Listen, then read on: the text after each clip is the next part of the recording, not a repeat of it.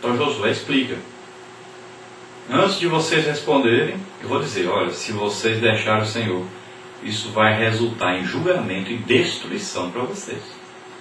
O Senhor, ao invés de vir abençoar, vai trazer o mal. Vocês têm uma aliança, se quebrarem, a maldição vai vir sobre vocês. Então Josué já diz logo, faz logo a advertência. Só tinha uma resposta para o povo, não tinha outro jeito. Número 10, para completar. Diante do desafio de Josué, o povo respondeu o quê? Então respondeu ele, nunca nos aconteça que deixemos o Senhor para servirmos a outros deuses. Os israelitas fizeram uma pública profissão de fé. Como crentes também, temos a necessidade de fazer a nossa confissão. A reafirmação de decisões justas feitas pelo crente inclui temer ao Senhor, ser leal à verdade, obedecer com sinceridade e renunciar ao pecado e todos os prazeres a ele associados. Então, nós vimos aí que os israelitas tomaram a decisão. Nunca nos aconteça então que deixemos o Senhor, nós não queremos maldição. Fizeram ali uma profissão de fé, confessaram realmente que queriam servir a Deus, renovar a aliança. Assim como nós, no dia que nós decidimos aceitar Jesus como Senhor e Salvador, fizemos uma confissão pública. E Jesus disse que essa é a condição para entrar realmente para a aliança de Deus. Romanos 10 diz que confessarmos nossos pecados, se com a nossa boca confessarmos ao Senhor, e em nosso coração nós acreditarmos, cremos que Deus o ressuscitou dos mortos, que Jesus morreu por nós, ressuscitou, então nós somos salvos. E Jesus disse, aquele que me confessar diante dos homens, eu confessarei lá no céu. Então é condição para entrar nessa aliança, é você confessar com a boca, crer no coração, e você estará salvo. A partir do momento que aceitamos a Jesus como Senhor e Salvador, então agora nós temos que saber que nós temos que deixar o pecado, deixamos de ter prazer no pecado, e agora o nosso prazer, a nossa alegria é servir o Senhor, é fazer a obra do Senhor, é nos separarmos para o Senhor, é amarmos a Bíblia, é orarmos, é fazermos tudo para agradar ao nosso Senhor, que é Deus. Número 11, o que reconheceram então os israelitas? Então eles reconheceram que foram o Senhor quem realizara maravilhas em seu favor, reconheceram que fora Deus que os havia libertado da servidão do Egito.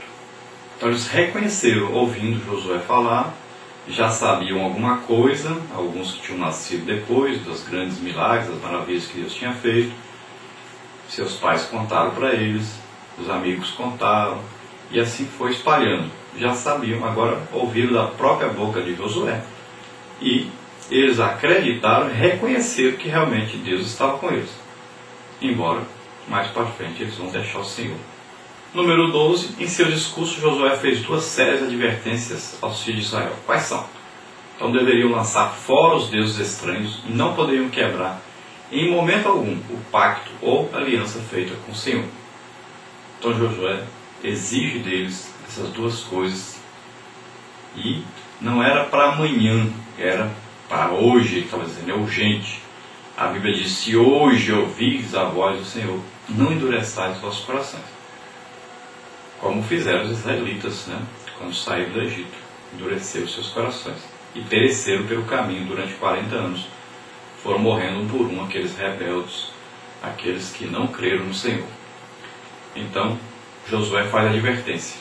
Joguem fora todos os deuses desses povos que vocês já estão aí, com eles no meio de vocês, nas tendas de vocês. Joguem fora, destrua isso.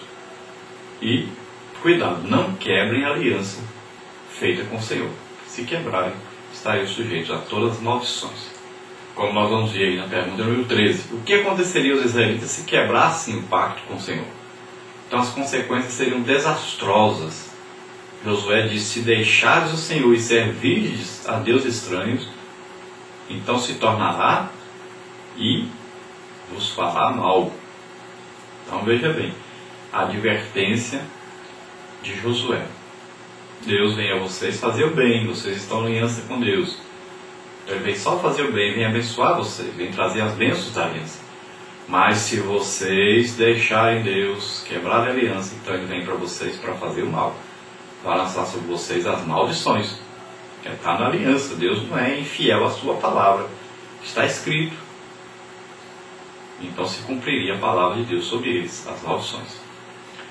Número 3, aí a parte número 3 da lição, um memorial levantado. Número 14, a pergunta: o que fez Josué para que aquela reunião pública se tornasse uma ocasião solene? Então, primeiro, ele pôs por estatuto e direito. E, segundo, escreveu essas palavras no livro da lei de Deus. Em terceiro, tomou aí uma grande pedra e a erigiu ali. Então, nós vimos aí que Josué fez 3 coisas. Ele colocou aquilo ali que ele estava falando por estatuto e direito. Então, ele colocou como condição para que eles fossem aí abençoados por Deus, que eles seguissem, obedecessem a Deus, e que eles, se fizessem isso, destruíssem os deuses, renovassem a aliança com Deus, eles seriam abençoados. Então ele colocou como realmente uma lei, uma norma, aquilo ali. Em segundo lugar, ele escreveu isso para não ficar assim na dúvida, não ficar só com o falado, mas também estava escrito, colocou na lei do Senhor, no livro da lei do Senhor, incluiu no Pentateuco. E tomou também uma grande pedra e erigiu ali então um altar a Deus, colocou ali um memorial, aquilo ali, eles olhariam para aquilo no futuro e veriam que Deus está presente em nosso meio, porque nós temos uma aliança com Ele, e aqui está a memória. Nós temos que nos lembrar que nós temos uma aliança com Deus, não podemos quebrar.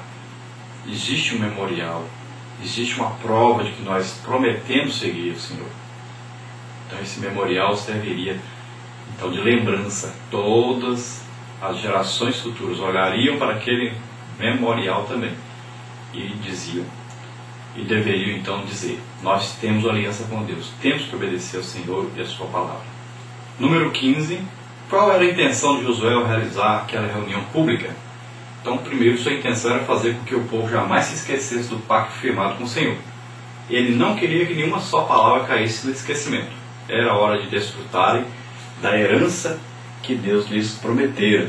Então Josué fez de tudo para que aquele povo, dali para frente, depois que ele morresse, recebesse as bênçãos do Senhor, continuasse na presença do Senhor, que Deus continuasse os abençoando e eles fossem cada dia mais vencedores.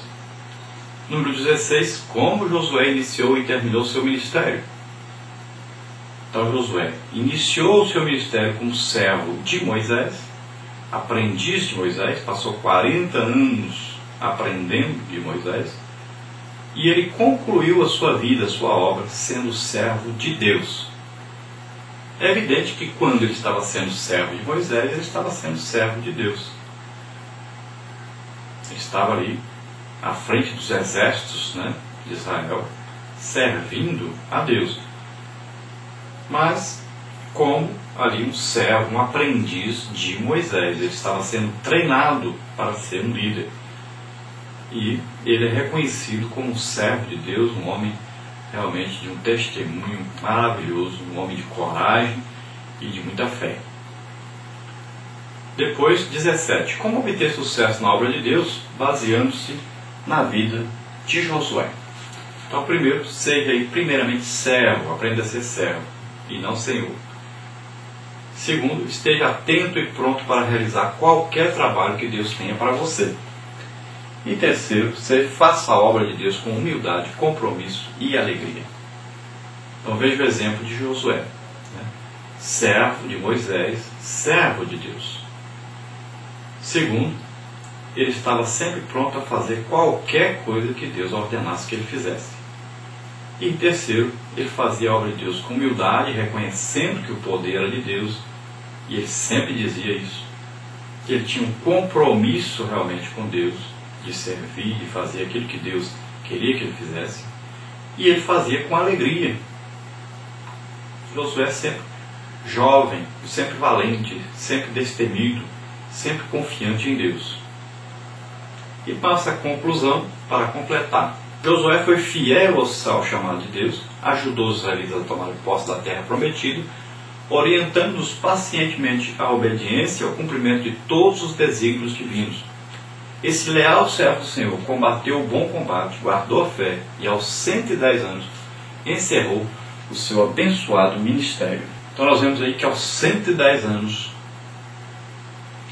viveu um pouco menos que Moisés. Moisés viveu 120 anos, com a sua vida dividida em 3 fases, né? Primeiro, aprendendo a ser grande, a ter um grande conhecimento ali no Egito, de línguas, de medicina, de comando de exércitos, de construções, de tudo mais.